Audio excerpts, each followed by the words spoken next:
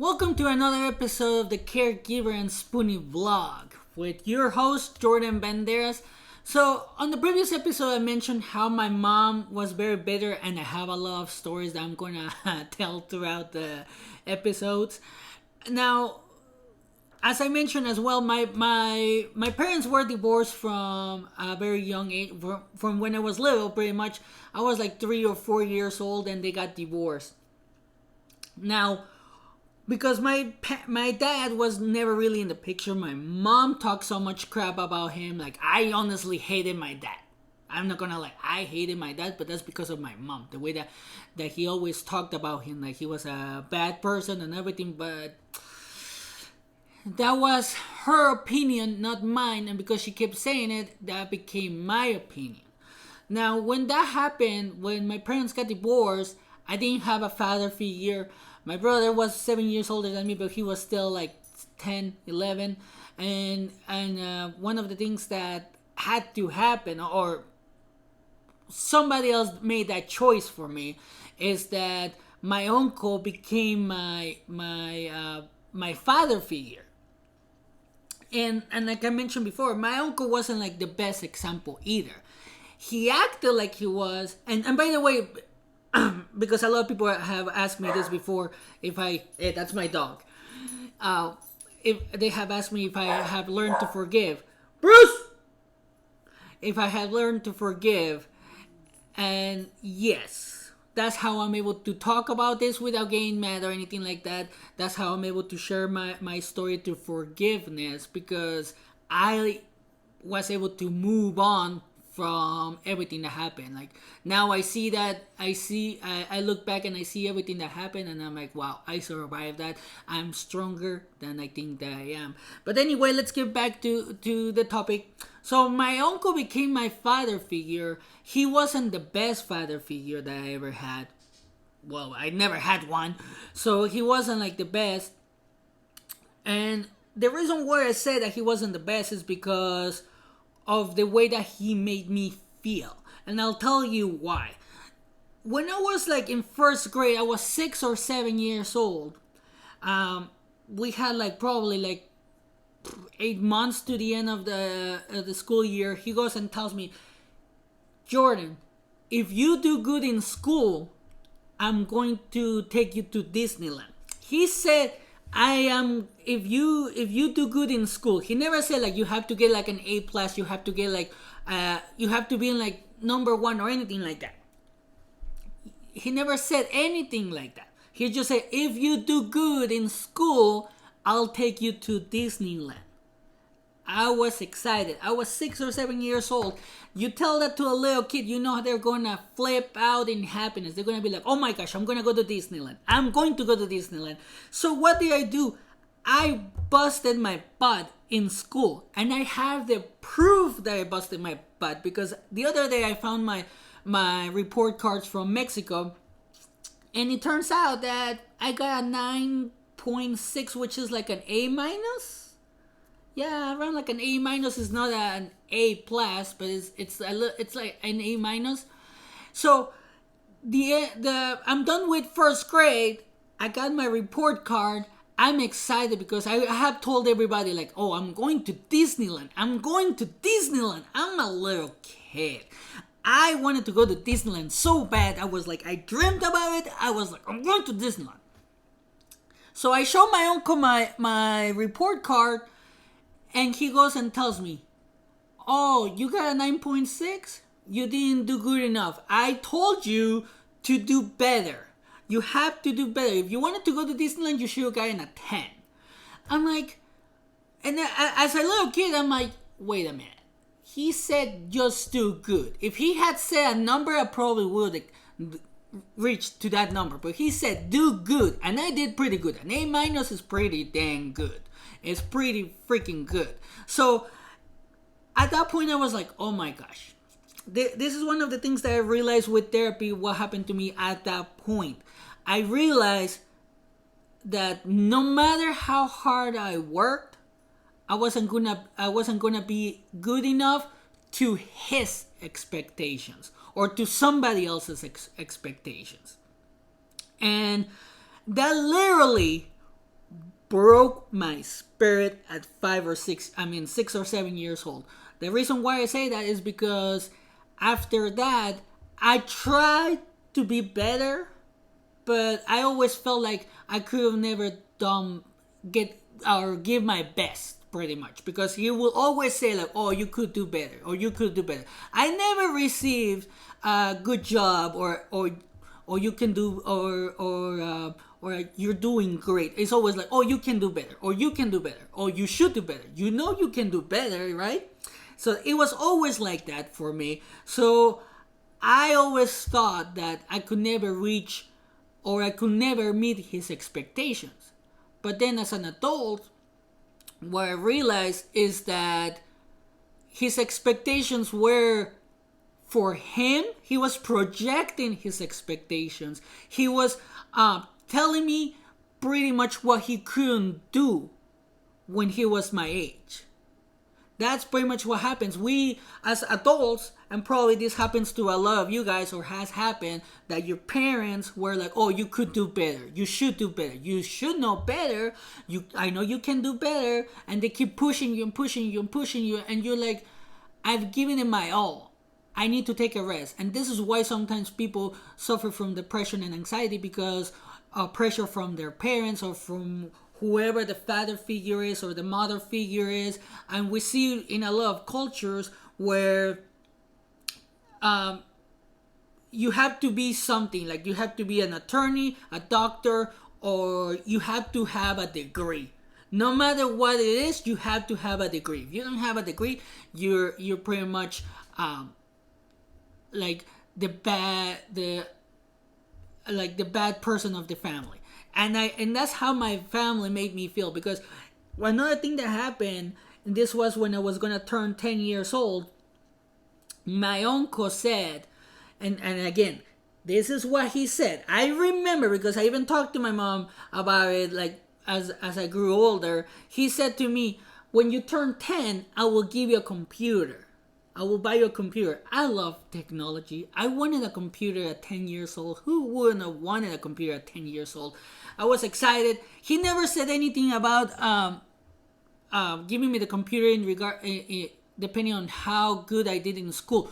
Well, when I turned 10 years old, and I found my report card, like I mentioned, when he was supposed to give me my computer in January 27, he saw my report card and he did the same thing. He was all like, oh, you didn't do good enough in school.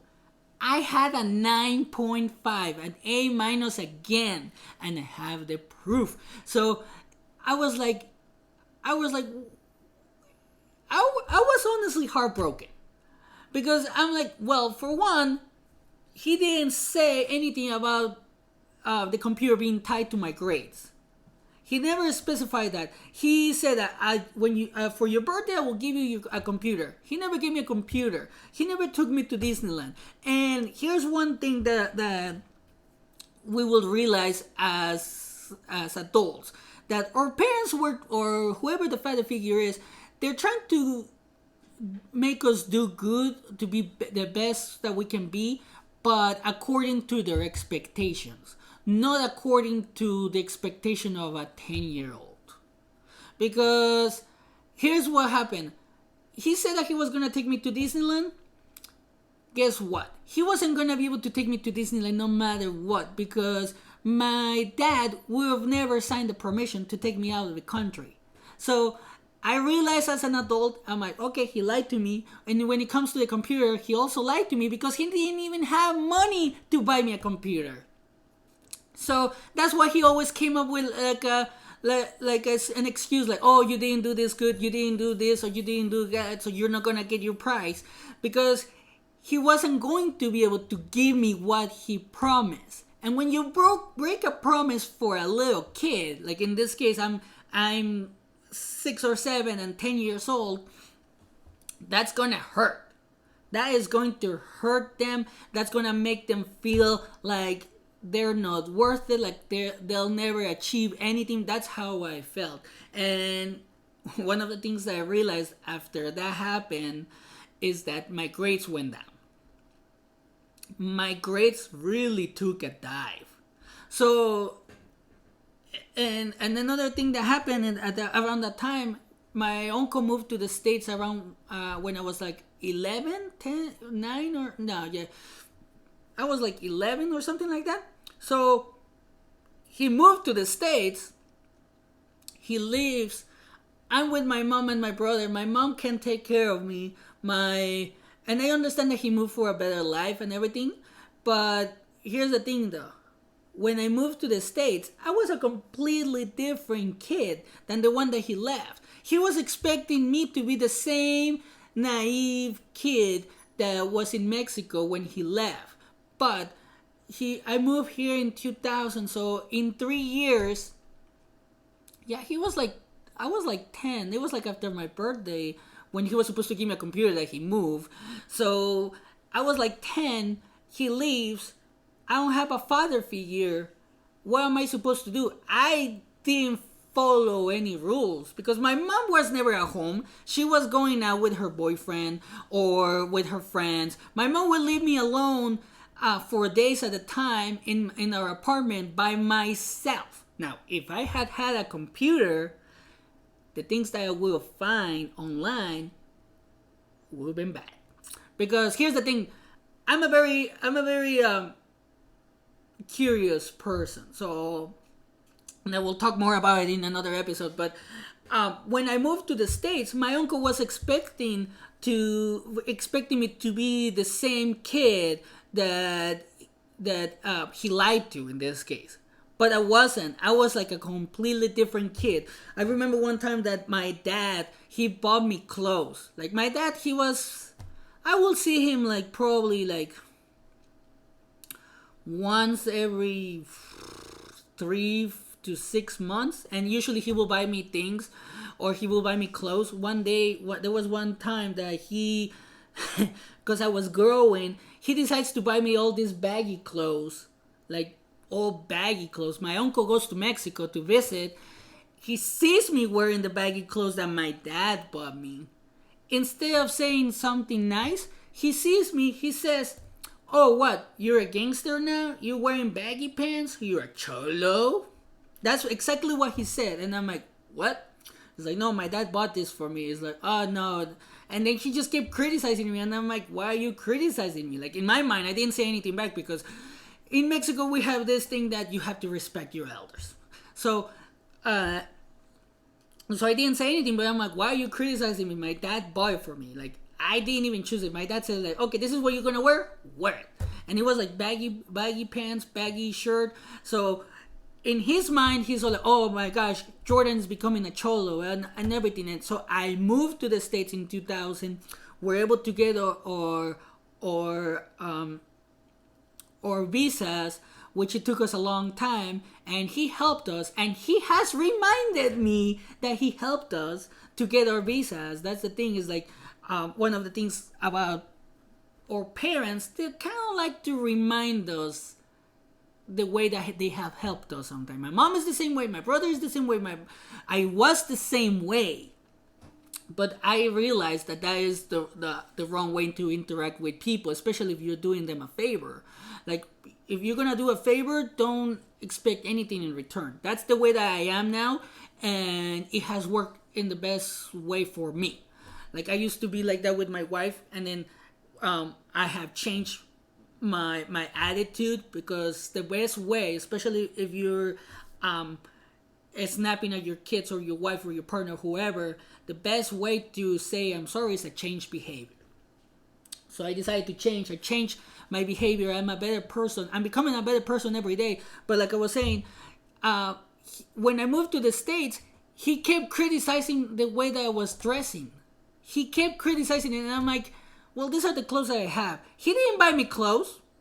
He didn't buy me like tighter clothes or anything like that. He just kept criticizing me. My mom will buy me clothes, but because I was so used to getting baggy pants or baggy clothes, especially because they would last for a longer time, like I wouldn't have to buy new clothes like every other month because I keep growing or anything like that. I will keep using baggy pants. So he will get mad. He's all like, "Oh, you're gonna end up in jail. You're gonna do this. You're gonna do that. You're gonna end up joining a gang."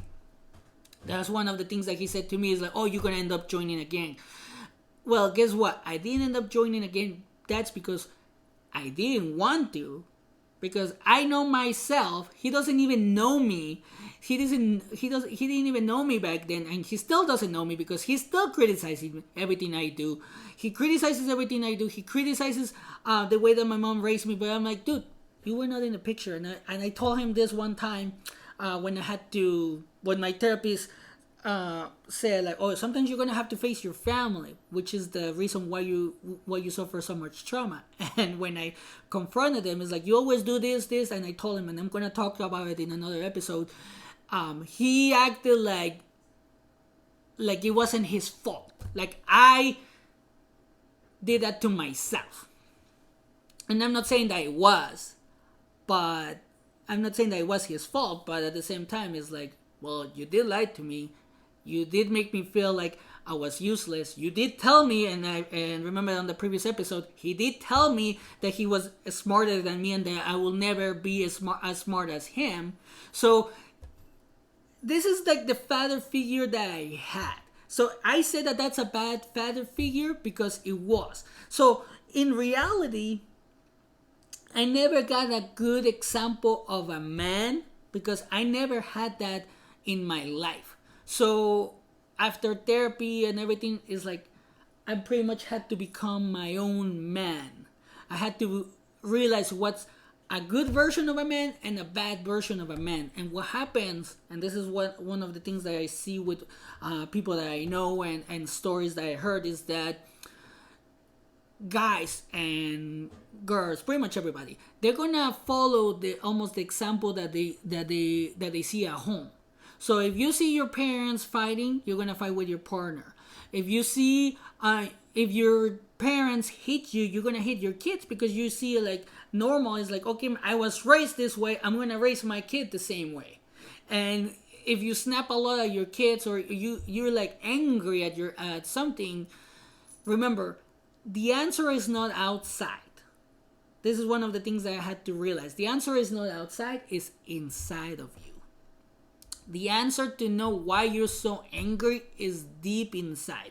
I was so angry throughout my entire life that I'm surprised I never joined a gang. I never did drugs. I never did anything bad except shoplifting, which is another thing. Like my uncle reminded me that my uncle pretty much, I shoplifted one time. And well, multiple times, but I got caught one time. And the reason why I started shoplifting is because the way that I was raised with my uncle and my mom, they always made it look like money was important. For them, money is more important than anything. And I will explain more in another episode.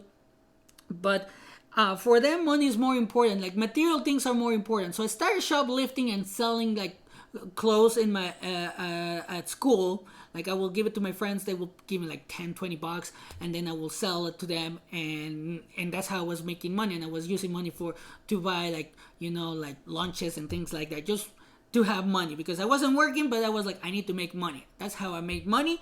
I got caught one time. I didn't call my uncle, I called my mom to get me out.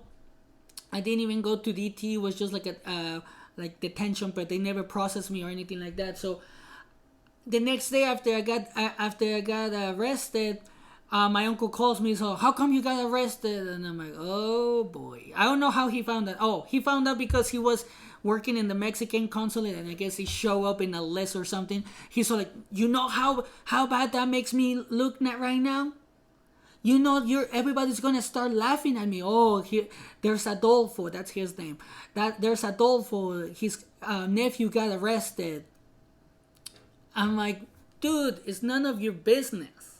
Like at that point, I didn't say it, but I wanted to. I was like, dude, it's none of your business. You didn't even care about me. And I know that he doesn't even care because, or he acted like he didn't care, or he made me feel like he didn't care because when we moved to the States, we moved in July of 2000. So I started school. I wasn't doing good in school because I started my rebellious years and everything. So I was doing bad in school. And in April, because my grades were bad and I wasn't like good in school, and then supposedly I'm a bad example for my cousin, and I will talk more about it. He kicked us out of his house, with nowhere to go. So my mom had to find a basement. We found a basement. My mom reminded me, like, because of you, we're in this situation. So I feel bad about myself, and that happened. That type of guilt was throughout pretty much my entire life. They always reminded me that I wasn't good enough, that I was getting in trouble, that I got arrested, that at one point I went to college, and I quit. He reminded me that I wasn't gonna be anything good, or I wasn't gonna make enough money if I didn't go to school. He reminded me. He was always asking me, like, when are you gonna go to school? When are you gonna go to college? I'm like, I don't know. He's like, well, you should go to college, because if you wanna have a good career, you need to go to college. And let me remind you this. Let me tell you this. He didn't go to college. He didn't even go to high school, I believe. Yeah, he didn't go to high school. He just finished junior high. So that's why I know, and after talking to my therapist, is like, he even said, like, maybe he wants you to be better than him, but he's projecting all everything that he wanted onto you. I'm like, that makes a lot of sense, and it is true that makes a lot of sense, because he always said, oh, you have to be this, you have to do that and that. Well, let me tell you one thing about him.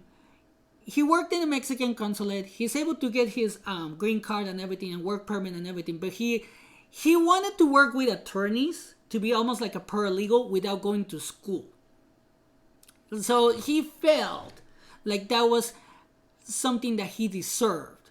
Well, when that didn't happen, oh, he was mad. He was mad at the attorneys that didn't hire him. But then in my mind, I didn't say it to him. I will say it now, but in my mind back then, I didn't say it. I was like, well, don't you have to go to school for that though? I was like, why don't you just go to school? But if I had said that to him, he would get mad, and then it would start some issues. But now I would just say it, like, you have to go to school. Remember, you always told me you have to go to school. So the point of this story is that sometimes or father figure or mom or actual parents or whoever's taking care of you, they're projecting a lot of things onto you. Like they want to, if they wanted to be successful, and for some reason they don't want you to follow the same path. Like, for example, when a mom tells their kid, it's like, I don't want you to get pregnant like me at 17, it's because she knows how hard that is. Or a parent tells you, like, oh, you have to go to college because I didn't go to college and I want I want a better future for you. Yeah, but what if your kid is an artist and decides to make music? You know, like, one of the things about me is that I like to listen to people and give support. That's why I like psychology and all of that, and read books about psychology and listen to psychologists, because I'm good at giving advice and listening to people. You can ask my wife. She even says that, like, a lot of people used to will say that to me, like, hey dude, you're good at listening. And that's why I started this, because I want to tell you, no matter what your parents said, if you didn't follow what they said, you still are yourself. You can be yourself, and that is enough. If your parents try to make you into like or try to force you to be a dentist, and you became an artist, a famous artist, then, and that makes you happy, then be happy. Like, for example, for me, making the vlog and making the podcast actually makes me happy, fulfills me, because I learn more about myself. I learn things that I can use in real life. So that's why I'm doing this. And if you like it, please share, like, and subscribe. And also, don't forget to provide any feedback. If you want to provide your story, don't forget to share it. We have the Facebook page, the Facebook community, and you can email it to me at the caregiver and spoony at gmail.com. And I'll leave you with this: always take care of yourself, and remember, you're not alone, and it gets better. It will get better. You just have to hang on, and have a great day.